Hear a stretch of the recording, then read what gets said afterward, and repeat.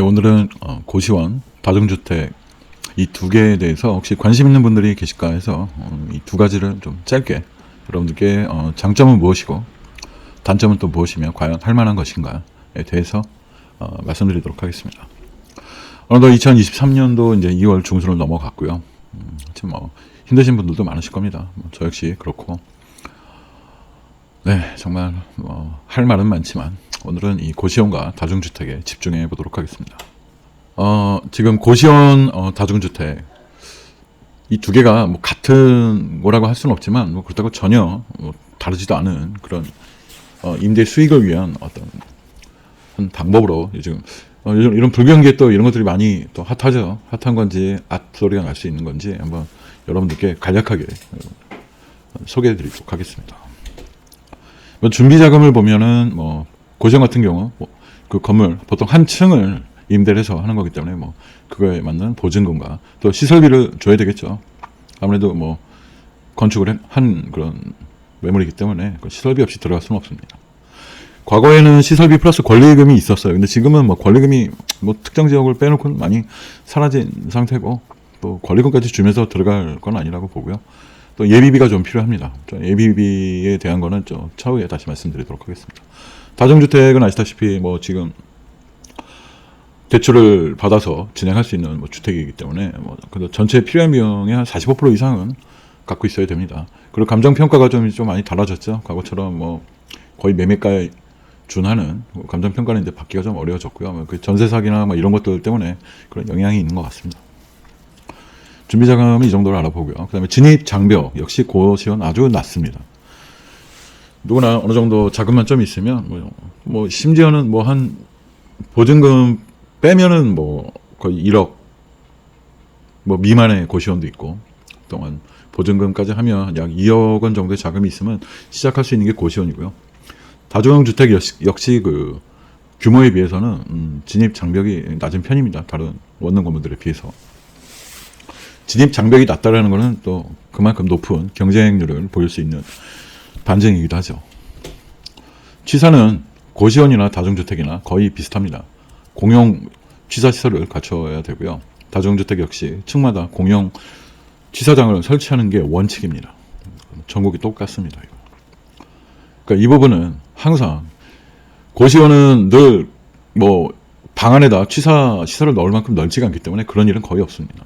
하지만 다중주택은 반드시 이걸 지키면서 영업하기는 정말 어렵다는 거. 대부분이 불법 시설이죠. 자, 이제 관리 비용인데 고시원은 관리 비용이 생각보다 많이 들어갑니다. 그러니까 여러분들이 유튜브나 이런데 이 고시원에 대해서 상당히 이렇게 좋게 방송하는 경우가 많은데 그 생각처럼 그렇지가 않습니다. 이거 고시원 망하는 데도 많아요. 왜 망하냐? 전기, 가스, 그 임차인이 쓰는 모든 비용은 이 원장이라고 하죠. 이거 소유하신 분들.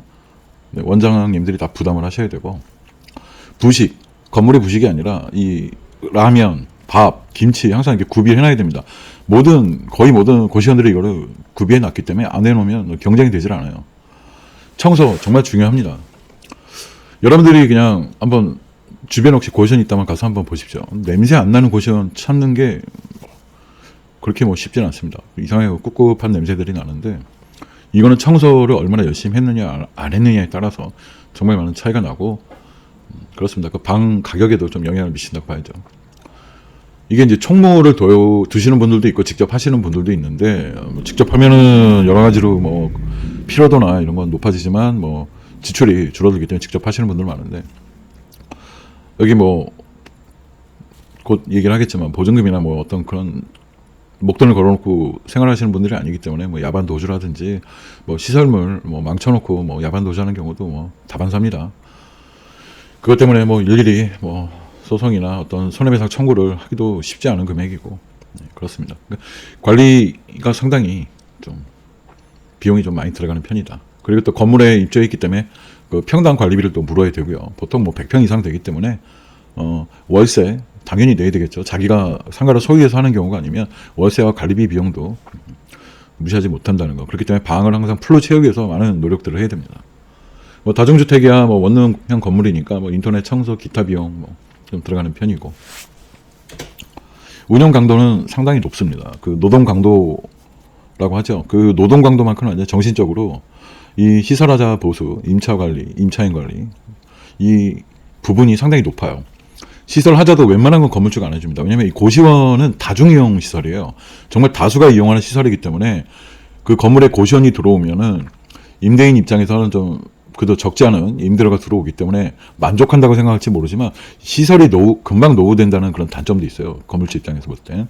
그렇기 때문에 웬만한 하자들은 너희들이 뭐 자주 사용을 해서 그렇게 된 것이다. 심지어 뭐 천장에 누수가 있어도 뭐 알아서 수리해라 라는 식으로 합니다. 그렇게 할 수 있는 이유는 다른 게 아니죠. 그 시설비가 들어갔기 때문에 적지 않은 시설비입니다. 뭐 100평만 따져도 거의 1억이 넘게 들어가는 시설비를 갖춰져 있는데 그거 뭐 건물주가 안 해준다고 해서 그 몇백만 원 내가 쓰고 말지 그 건물주랑 뭐 충돌을 일으키기는 쉽지 않은 문제고요. 다중주택은 뭐 아시다시피 뭐 적당합니다. 뭐 운영 강도나 이런 거는 크게 뭐 어렵지는 않아요. 단 이 불법 건축물에 대한 그 신경을 늘 써야 된다는 거. 보증금 뭐 고시원 대부분 없죠. 다중주택 대부분 있습니다. 보증금 없이 하시는 분들도 있는데 뭐 대부분 있다고 보면 되고. 수익률은 고시원 높습니다. 다중주택보다 높아요. 내 돈 투자 대비 얻어가는 수익률은 높습니다. 높기 때문에 저런 운영 강도라든지 여러 가지 어려움에도 불구하고 이것을 하는 이유 중에 하나가 이 가장 고시원의 큰 장점, 수익률이 높다. 그러니까 딱 계산만 해놓고 보면은 고시원 수익률 높은 편입니다. 다중주택은 뭐 적당하다는 게 높은 뭐 괜찮은 것도 있고 안 좋은 것도 있고 뭐 심지어는 뭐 경매로 나오는 것도 있기 때문에 저거는 뭐 입지라든지 관리 상태에 따라 다중주택도 좀 많이 차이가 나는데 뭐 적당하다. 저는 그렇게 봅니다. 고시원 뭐 주택 아니죠. 다중주택 1주택에 해당됩니다. 자, 그럼 여기서 왜 자꾸 그 취사 얘기를 하느냐? 단독 주택으로 치기 때문에 여러분들이 다중주택을 세 채를 갖고 방 개수가 100개가 넘어가도 3주택밖에 해당이 안 됩니다. 그렇기 때문에 취사를 단속을 하는 거예요. 다중이 붙는 것들은 항상 이 건축법에서 많은 규제와 어떤 관리를 하는 그런 대표적인 종목인데, 그러니까 여러분들이 뭐 집이 하나 있고 다중주택을 하나 갖고 있어도 2주택자밖에 안 됩니다. 하지만 취사 저게 언제 칼날이 돼서 돌아올지 모른다는 결코 안전하다고 생각하면서 운영할 수 있는 그런 건 아닙니다. 뭐 고시원은 뭐 주택일 리가 없죠. 처분 수익 낮죠. 고시원은 해가 갈수록 만약에 뭐 내가 뭐 6개월 단위로 계속 보수하고 공사하고 하면서 운영한다고 하면 뭐 처음에 내가 인수했던 가격 뭐 비슷하게 뭐 받고 넘길 수는 있는데 대부분 그렇게 하시는 분들이 드물어요. 어느 정도 이제 실증도 나고 힘들다고 생각하면 그때부터 이제 시설 보수는 뒷전이고 어떻게든지 다음 인수자를 찾는 데만 몰두를 하기 때문에 이 고시원 시설은 인수받고 나면 정말 까무라치게 놀랄 정도로 하자투성인 경우가 많습니다. 뭐 소송까지 가는 경우도 흔해요. 뭐 계약할 때 이걸 속였다 어쩌다 하는데 그거 뭐 입증하기도 뭐 만만치가 않습니다. 다중주택은 저는 애매하다고 생각합니다. 왜냐하면 과연 취사가 불법인 저 항목을 놓고 인수하시는 분들도 있어요. 있지만 그걸 듣는 순간 생각이 많아지겠죠. 과연 내가 이런 폭탄을 안고 이걸 운영을 해야 되나. 그랬다 내 다음 사람이 찾기가 어려우면 다중주택을 내가 뭐 평생 가져가겠다. 뭐 그러시는 분들도 있겠지만 취사 저 부분은 세입자가 신고하는 경우도 있습니다. 자기 방 찍어서. 그런 경우도 적지 않다라는 사실 항상 염두에 두시고, 오늘은 제가 이 방송하는 이유 중에 하나는 고시원화 다중주택에 대해서 왜곡된 그런 방송들이 이제 나오기 시작했다라는 거죠. 유튜브에. 뭐 심지어 운영하는 사람을 출연시켜서 고시원으로 해서 뭐 월 1,000번에 뭐 2군데 3군데 운영한다 하지만 그거는 그분들이 타고난 사람들이에요. 그런 쪽을 운영하는데 타고난 것이고 대부분 경력이 2년 미만입니다. 지금 뭐 이렇게 나와서 얘기하는 사람들. 저거 오래 하신 분들은 저렇게 얘기 안 해요. 뭐 주위에 뭐 고시원 했던 분들 아마 만나보시거나 이걸 관심 있는 분들은 꼭 확인해 보십시오. 제가 오늘 이 말씀드린 내용들이 거의 뭐 7, 80%는 다 해당되는 단점들을 갖고 있습니다. 자, 오늘은 제가 뭐 고시원 다중주택을 뭐 집중적으로 까기 위해서 하는 방송은 아니고, 여러분들이 정말 나는 자금의 한계가 있어서 나는 이거 아니면 안 된다 하시는 분들은 정말 만약에 내가 고시원을 하겠다. 자금이 한 1억 5천밖에 없는데 뭐 입지도 괜찮고 방 개수도 보통 30개에서 40개 정도 고시원이 있는데 뭐 아니 뭐 다른 것도 하기 싫고 나 이거에 정말 내 모든 뭐 올인하겠다. 그런 정신 자세와 어떤 체력이 있는 분들은 고시원 하셔도 됩니다. 그런 분들은 하시라는 얘기예요. 그냥 막연히 수익률 좋다고 하니까 나도 한번 해볼까. 이런 분들은 제가 오늘 말씀드린 내용을 정말 여기다 곱하기 이 3을 해서 생각을 하시면 맞다라는 생각이 듭니다. 요즘은 비대면을 사람들이 선호하는 시대인데 다중주택은 뭐 비대면일 수도 있어요. 부동산에서 계약들을 해주니까 대신. 고시원은 직접 맞대면을 하는 겁니다. 맞대면. 그래서 뭐 방이 비어 있는데 행색이나 이 사람 좀 이상할 것 같은데도 그냥 받습니다. 받을 수밖에 없고요. 지금 전기 가스 비용이 얼마나 올랐습니까? 수도비도 그렇고. 이 공과금이 이렇게 올랐는데 겨울 뭐 이제 곧 봄이 되면 뭐 난방은 좀 덜하겠지만 곧 여름 오면 여기 그 임차인들이 다른 임차인들하고 여러분들을 대하는 태도는 좀 다를 것입니다. 상당히 권리에 대해서 그 강한 주장들을 하세요. 그렇죠. 이분들에게 어떻게 보면 최후의 안식처인데 거기에 겨울에 춥다거나 월세를 내는데 방이 크거나 무슨 환경이 좋은 것도 아니잖아요. 그러면 이분들은 내시는 비용이 적다라고 생각 절대 안 합니다. 거기에 맞는 서비스를 해줘야 돼요. 뭐 밥이 떨어지면 밤 11시고 12시고 전화 옵니다. 밥솥에 밥 없다고.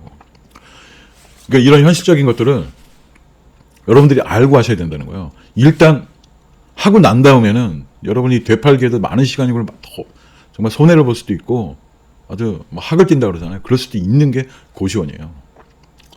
다중주택은 이거보단 덜 하지만 한 번 뭐 저 부분 불법 취사로 인해서 두들겨 맞았다. 그때부터는 이제 머리가 복잡해집니다.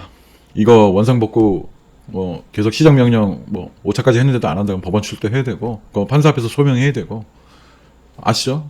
벌금을 때리는데도 계속 말을 안 듣면 우리나라 벌금이 더 커집니다. 그럼 결국 다 철거하고 사진 첨부해서 시청에 내야 되고 또 시청에서 나와서 뭐 구청에서 나와서 확인하고 끝납니다. 그리고 나서 뭐 다시 또 취사시설이 없으면 임차인들 안 들어오니까. 이거 5분으로 제목을 설정했는데 5분 넘겠는데요. 죄송합니다. 하지만 제가 여러분들께 드리고 싶은 말은 그거예요. 다중주택의 단점, 고시원의 단점이 여러분들이 내가 이 단점을 이겨낼 만한 장점을 여기서 찾는다고 하시면 하셔도 됩니다. 하지만 그렇지 않다고 하시는 분들은 저는 안 하셨으면 좋겠습니다. 그래서 오늘 방송을 주제를 이걸로 잡은 거고요. 요즘 뭐 방송 주제 잡기 너무 힘듭니다.